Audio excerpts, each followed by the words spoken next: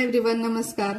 तर शिळ्या राहिलेल्या भाताचं तुम्ही काय करता? एकतर आपण फोडणीचा भात करतो किंवा मग टाकून दिला जातो. तर एक नवीन पदार्थ युनिक आहे आणि अगदी क्विक असा तयार होणारा आहे. छान. तर शिळा राहिलेला भात असा एका बाउलमध्ये काढून घ्यायचा. त्यामध्ये थोडंसं पाणी घालायचं आणि ते चांगलं असं मळून घ्यायचं. म्हणजे एकजीव करायचं. थोडंसं चिकटपणा येतो पाणी टाकल्यामुळं. आणि असं हाताने छोटे छोटे म्हणजे सांडगे जसे आपण करतो ना तसं असं ठेवायचं सगळं. आणि ते सुकायला मी असं घरामध्येच ठेवलं होतं, थोडं ऊन आलं म्हणून.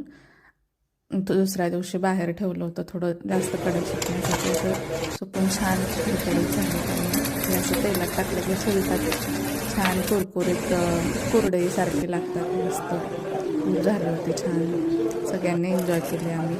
मुलांना पण खूप आवडलं. असं कुरकुरीत झाले होते.